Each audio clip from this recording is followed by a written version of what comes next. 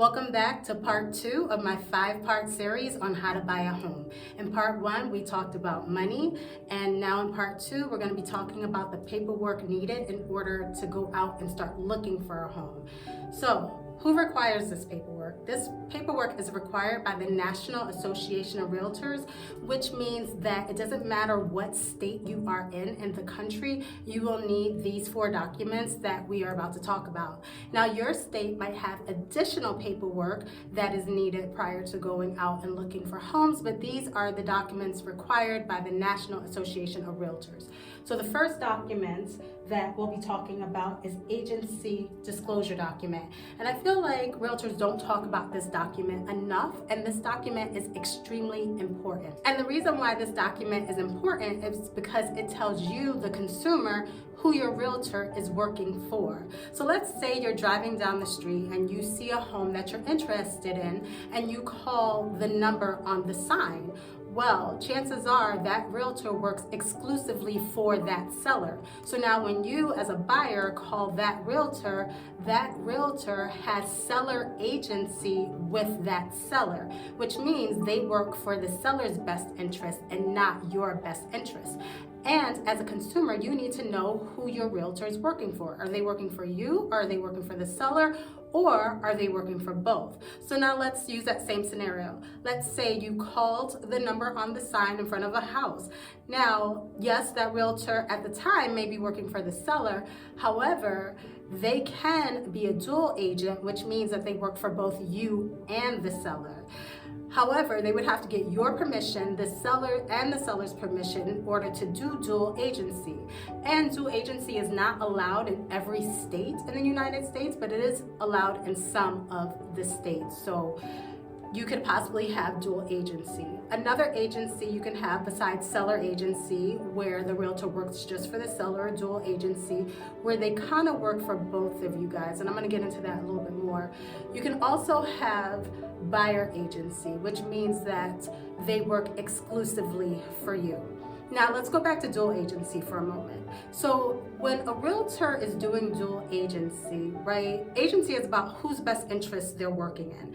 Now when you're doing dual agency, you really cannot work in both people's best interest. You can't work in buyer's best interest and the seller's best interest because their interests are different. The only common interest that they may have is getting that house sold and getting it sold to that particular buyer. So now the seller's best interest is going to be getting them the highest price, selling it as fast as possible, and having them do as few, fixes as possible. Buyer's best interest is going to be getting the house for the lowest possible price and having the seller fix as many of the problems that can be fixed. So the interests are completely different. So when you do dual agency, the best that the realtor can really do is just work towards the common interest of getting the house sold to that particular buyer. And so the realtor becomes like more of a mediator than working for the best interest of someone. They're working for a common interest, a common goal, the seller selling this house to this buyer. That's it. So that's the common interest, so they become a mediator. Obviously, when they're working for the seller, they're 100% working for the seller's best interest. They are not concerned about you as the buyer, and vice versa. When they are working as the buyer agent, they are working for the buyer's best interest, and they're not really concerned about the seller's needs. Also, a buyer's agent can also turn into a seller's agent. So let's say you're out and you're looking at homes, right? And this is your agent. You found this agent on social media or wherever you found them, and this is your agent. And then all of a sudden, your agent sends you a home because maybe they have a new home that hit the market and it fits your criteria. Now they have been working with you, but now they got this listing and they think that this listing might benefit you. Now this is another case where it can turn into dual agency. You need to know whose interest your realtor is working in. Yours, the seller's, or towards the common goal of just getting you this home. Okay, so that's agency, that's the agency disclosure. The next thing is something that realtors talk about often, and that is pre-approval. So We all know, okay, so many agents have told you, I can't take you out to look for a home without your pre-approval letter. Well, the question is why? Why can't they take you out without a pre-approval letter? And this is for two reasons. And the first reason is for you, for your benefit, because let's say you have top-notch credit. You have 800 credit score, you make a lot of money, you have no concerns about being pre-qualified for a home. However, you have a lot of debt.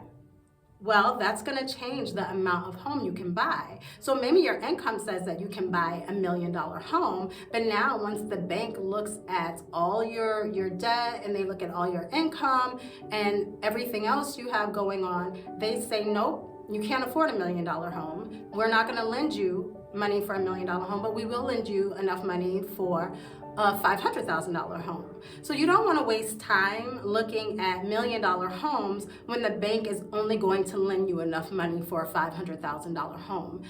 I don't want to waste your time taking you out looking at homes, and I know that you don't want to waste your time looking at homes that the bank is just not going to lend you money for. So that's the one reason that you need a pre-approval letter. The other reason is really for your realtor safety.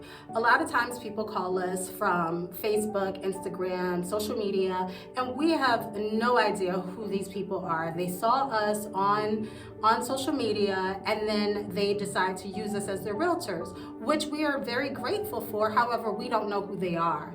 And so a lot of realtors, unfortunately, have been hurt because of things like this, physically hurt because of things like this. So for our safety, we need to know who we're taking out, and a pre-approval letter will let us know that. So the other thing that you need prior to going out and looking for homes would be proof of funds. Now, the reason you need proof of funds, even though you have a pre-approval letter, is because let's say that the bank, they did approve you for a $500,000 loan, right? However, you only have enough money to cover the cost of a $400,000 home. Again, to not waste your time, why are we taking you out and showing you $500,000 homes if the bank is if you only have enough money, enough funds to cover a $400,000 home purchase, even though the bank approved you for $500,000, but you only have enough money to cover a $400,000 purchase. And if you're confused about what that means, go back and watch my first video on money, and that'll tell you all the money you need for purchasing a home and why you need the money. All right, so that is why you need proof of funds prior to going out and looking at homes. The next thing you need prior to looking at homes is the buyer broker agreement. Now, this form is one of the newest forms that is required by the National Association of Realtors before you go out and look for homes. The reason for this is, so a few months back, there was a lawsuit. Well, this lawsuit's been going on for a little while now, but a few months back, the lawsuit finally got settled. And part of the settlement was that realtors had to have a buyer-broker agreement prior to taking buyers out to look for homes. The reason for that is because it was kind of an unspoken rule that the sellers would pay for the buyer's realtor's commission. It was an unspoken rule. It was never a rule. But again, I don't think that us as realtors, we did a good enough job of explaining that to sellers that, hey, no, you don't have to pay for the buyer's realtor commission. You only have to pay for your realtor's commission. You don't have to pay for both because of this kind of unspoken rule, right?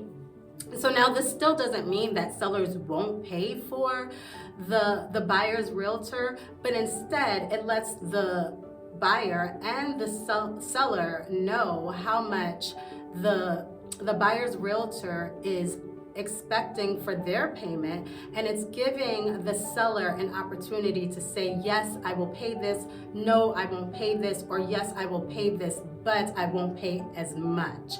And so now it becomes part of the negotiation of the contract. So as a buyer, you can still ask for the seller to pay for your buyer's or your realtor's commission. However, it's instead of it being an unspoken rule, it's now just something out there that is very clear, very defined, and it's not going to be misunderstood in any kind of way.